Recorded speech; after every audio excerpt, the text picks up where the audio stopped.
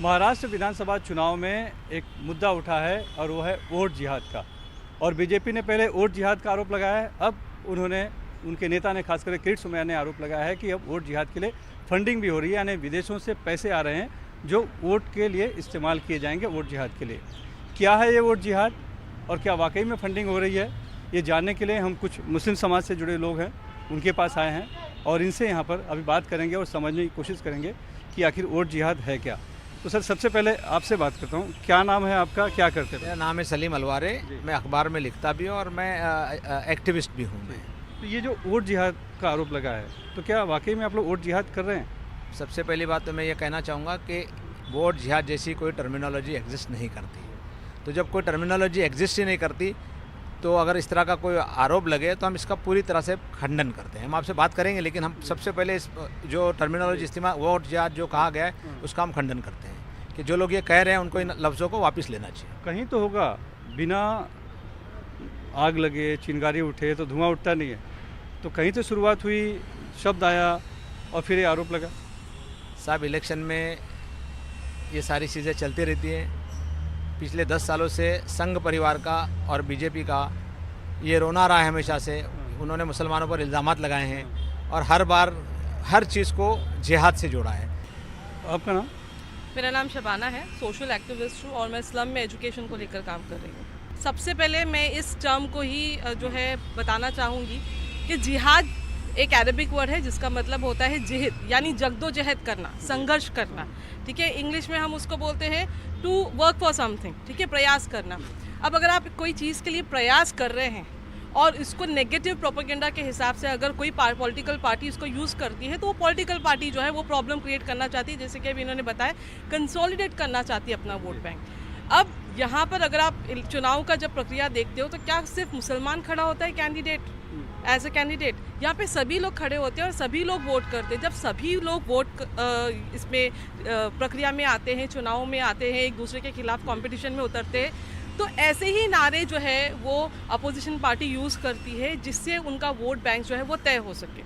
ये full on पूरी तरीके से एक प्रोपेगेंडा है। मुसलमान पहले भी वोट करता था, आज भी वोट करता था, पर हाँ, ये एक देखने वाली बात है कि 10 साल से जो हमारा इलेक्शन प्रक्रिया है और उसके जो नारे हैं वो पूरे बदल चुके हैं। पहले होता था गरीबी हटाओ, अब होता है कि मुसलमानों को हटाओ। लव जिहाद की बात करते हैं तो कभी वोट जिहाद की बात करते हैं, कभी लैंड जिहाद की बात करते हैं, कभी बोलते हैं आपकी बेटी छीन लेंगे। तो ये सब नारे क्यों लग रहे हैं? तो जब मुसलमान ये तय कर रहा है कि जो एक सरकार या जो कोई ऐसी एक पार्टी जो ऐसे जालिम तरीके से उनको ट्रिगर कर रही है, तो उन्होंने अपने संवैधानिक हक का इस्तेमाल करके, अपने वोट का इस्तेमाल करके ऐसी सरकार को या ऐसी पॉलिटिकल पार्टी को जवाब देना चाहती है। ये जो जवाब है मुसलमानों का एकत्रित होकर, इकट्ठे होकर, इसी को वो जिहाद का नाम दे रहे हैं, आपका ऐसा कहना है? तो इसमें मुझे एक चीज़ बताइए, कोई चीज़ के लिए अगर संघर्ष हो रहा है, जैसे बाबा साहेब अम्बेडकर जब वो चुनाव में उतरे थे, उनको एक साथ मुसलमानों ने जिताया था, तो क्या वो भी वोट जिहाद था? या कोई बीएसपी के जो नेता होते हैं, दलित लीडर्स जो होते हैं, तो दलित लीडर जब एक साथ दलित वोटर एक साथ मिलकर जब एक दलित नेता को चुनकर लाते हैं तो क्या वो भी एक जिहाद हो गया? तो ये तो कैंपेन होता है। जैसे भारत जोड़ो यात्रा निकली थी, न्याय यात्रा निकलती है, कोई और यात्रा निकलती है, ऐसे कैंपेन चलाई जाते हैं, मूवमेंट चलाई जाते हैं। इंडिया तो मूवमेंट का एक पूरा लैंड है। तो अगर ऐसे मूवमेंट निकल के आते हैं, लेकिन हाँ, खास कम्युनिटी को ट्रिगर करेंगे तो आपको नेगेटिव लाना है तो आप जिहाद का वर्ड इस्तेमाल करते हो। मैं समझती हूँ आप उसको वोट जिहाद मत बोलो, आप उसको वोट संघर्ष बोल दो। नेगेटिव से आप उसको पॉजिटिव खुद ब खुद कर लेंगे। उन्होंने नया नाम दे दिया, वोट जिहाद नहीं, वोट संघर्ष। पहले तो आपका नाम बताइए। मेरा नाम उमैर है और मैं एक लॉ स्टूडेंट हूँ। एक लॉ स्टूडेंट है। अब इन्होंने उसको नया एक टर्म दे दिया है कि वोट जिहाद नहीं, वोट संघर्ष है। लेकिन किसी विशेष एक कम्युनिटी का, एक पर्टिकुलर पार्टी के खिलाफ कोशिश करना, संघर्ष करना कि वोट एकत्रित हो, तो कुछ तो उसमें भी तो एक तो नेगेटिविटी आ रही कि नहीं आ रही? इसमें तो पहली बात कोई नेगेटिविटी नहीं आ रही है। बेसिक फंडा ये है दैट पिछले इलेक्शंस में असेंबली, पिछले जो इलेक्शंस हुए लोकसभा इलेक्शंस, या उसमें ये देखने को मिला that more and more people वो मूव ऑन कर रहे हैं कम्युनल पॉलिटिक्स से लेके towards a politics of development. ठीक है, तो रूलिंग पार्टी को ये रास नहीं आ रहा है। So this is one more attempt at polarisation. तो काफ़ी सिंपल है कि आप वोट जिहाद, लैंड जिहाद, हर तरीके का जिहाद का आप एक वर्ड यूज़ कर लो, जबकि आज तक कोई भी चीज़ it has not been proven in the court of law that yes ये चीज़ एग्जिस्ट करती है। So I feel it's a pure attempt at polarisation ताकि जो मेजॉरिटी है उसको कंसोलिडेट किया जाए माइनॉरिटीज़ के खिलाफ। यानी माइनॉरिटी जो पोलराइज हो रही है उसके अगेंस्ट मेजॉरिटी को पोलराइज कर रहे हैं, यही आप कहना no, minority is not being polarised, ठीक है। हैं। आप भी तो संघर्ष कर रहे हैं ना, एकत्र आने के लिए, बीजेपी को हराने के लिए किसी और को वोट दे रहे हैं, तो इट इज़ बात तो एक ही है। नहीं, it is a collective process, ठीक है। डेमोक्रेसी क्या है? एक कलेक्टिव प्रोसेस है। अभी आपको जिहाद का टर्म लाकर डेमोक्रेसी को एक नेगेटिव ये देना है, ठीक है, रूलिंग पार्टी को अगर ये करना है, ठीक है, सो उसमें फिर जो आम जनता है वो कुछ नहीं कर सकती है। क्या नाम आपका? अब्दुल लतीफ़ नूर मोहम्मद, मेरा नाम अब्दुल लतीफ़ नूर मोहम्मद क्या खान करते है। मेरा ये माटुंगा में गुजराती क्लब के पास मेरा स्टॉल है, कई 20 साल से ऊपर है उधर। एक शब्द है हाँ आया है चर्चा में कि अभी चुनाव चल रहा है, पता होगा ना आपको? हाँ हाँ। तो इसमें वोट जिहाद एक चला हुआ है, जानते हैं क्या है वोट जिहाद? नहीं सर, इतने साल अभी तक तो मैंने सुना नहीं सुना है और ना ही मुझे मालूम है कि जिहाद क्या होता है। लेकिन- जिहाद। हाँ, जिहाद क्या होता है मालूम नहीं है। हम वोट देते हैं, बस इतना ही हमको मालूम है बस। क्या सोच के वोट देते हैं आप? क्या देश का भला हो, अपना भला हो, सबका भला हो, ये सोच के हम वोट देते हैं। बहुत बढ़िया। एक चर्चा में निकल कर यह है कि आप लोग जो कर रहे हैं वो एक संघर्ष है, एक पॉजिटिव कोशिश है, वो जो है कि पोलराइजेशन जो है वो उस तरह की पोलराइजेशन नहीं है जैसा कि बीजेपी या फिर दूसरे लोग कर रहे हैं। ये दोनों अलग कैसे हो सकता है? पोलराइजेशन तो पोलराइजेशन है, अलग कैसे हो सकता है? देखिए, पोलराइजेशन इसलिए कि ये नहीं है क्योंकि आप देखो मुस्लिम वोट किसके लिए कर रहा है, कौन चुन के आ रहा है। महाराष्ट्र में देखो कितने मुस्लिम एमपी आए, कौन खड़ा था कैंडिडेट? नॉन मुस्लिम्स थे, मुसलमानों ने वोट किया उनके लिए। अगर पोलराइजेशन होता तो मुसलमानों को खाली वोट करते, लेकिन कैंडिडेट ही नहीं। अभी के भी इलेक्शन में आप देखो सबसे ज़्यादा जो मुसलमान है वो वोट किसको कर रहा है? वो नॉन मुस्लिम को वोट कर रहा है। तो ये इसका secular लक्ष्य एक है कि जो बीजेपी को हराएगा वो देखिए, एक अगर- चीज़ तो उसमें नहीं, देखिए अगर लक्ष्य बीजेपी को हराना नहीं है, लक्ष्य ये है कि मुसलमानों का प्रोटेक्शन हो यहाँ पर और जो ओवरऑल डेवलपमेंट है उसमें हमारी हिस्सेदारी हो। आप लोग मुसलमानों को पिछले 10 सालों में क्या हुआ है आप बताइए। मैं जब बीजेपी की सरकार बनी तो मैं उनमें से एक हूँ, तो मुझे ऐसा लगा था कि तब्दीली है और इस तब्दीली में हमको शामिल होना चाहिए, इस प्रोसेस में हमको शामिल होना चाहिए। लेकिन किया क्या गया आपको मालूम है? 90 सबका साथ सबका विकास नहीं किया गया। कहा गया सबका साथ सबका विकास कहा गया, बेटी बचाओ बेटी पढ़ाओ का नारा भी लगाया गया। मैं आपको मुझसे ज़्यादा मालूम होगा, आप ये बताइए मुझे 98 जो है ना वो ये हुए हैं हुजूमी तशद्दुद, क्या कहते हैं उसे, ये मॉब लिंचिंग हुई है। ये क्या है मॉब लिंचिंग? अच्छा आप ये बताइए कि बदले में शर्त से जुदा भी हुआ दोनों तरफ से। नहीं, ये तो आप एक केस और 100 केस, और जिस एक पर्टिकुलर केस की आप बात कर रहे हैं ये पर्सनल एनिमिटी थी और हुजूमी तशद्दुद का मतलब का हुआ, सर मेरी बात सुनिए, अमरावती में हुआ, पर्सनल एनिमिटी नहीं थी। ये जो एक आदमी बेचारा गरीब जा रहा है, उसके डब्बे में कुछ मटन है, बकरी का है या चिकन है, और उसको पकड़ के इसलिए मारा जा रहा है कि ये मतलब इसमें बीफ लेके जा रहा है, उसकी कोई इंक्वायरी नहीं होती। और आप बताइए, आप चेक करेंगे तो हमारे एक आरटीआई एक्टिविस्ट है, उन्होंने देखा कि किस तरह जिन लोगों को अरेस्ट किया गया था, एक फॉर्मेलिटी पूरी की जाती है इंटरनेशनल कम्युनिटीज़ को और अरब ममालिक को दिखाने के लिए कि हिंदुस्तान में जस्टिस प्रिवेल कर रहा है और उस पर कोई कार्रवाई नहीं होती हो। और ये जब लोग छूट कर आते हैं तो संघ परिवार के लोग जाके उनके गले में फूलमाला पहनाते हैं। ये कौन सी डेमोक्रेसी है? अब कौन से जिहाद का हम पर आरोप लगाया जा रहा है? खाने को नहीं मिल रहा है, पीने को नहीं मिल रहा है। क्योंकि आप कानून पढ़ रहे हैं जी, तो न्याय है नहीं है हिंदुस्तान में? न्याय तो फ़िलहाल I don't think it is okay. जैसे कि सर ने बताया, इतने सारे मॉब लिंचिंग के केसेस हुए हैं, ठीक है। आपने कहा that on the other hand sir तन से जुदा का नारा भी लगा राजस्थान में जो हुआ, राजस्थान में जो हुआ, ठीक है, प्रॉपर कार्रवाई चल रही है, प्रॉपर केस चल रहा है। मॉब लिंचिंग की क्या कार्रवाई चल रही है, कितने कन्विक्शंस हुए अब तक, वी डोंट नो, ठीक है।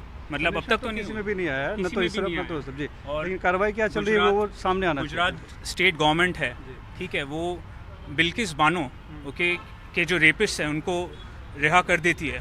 Okay, so where is the justice?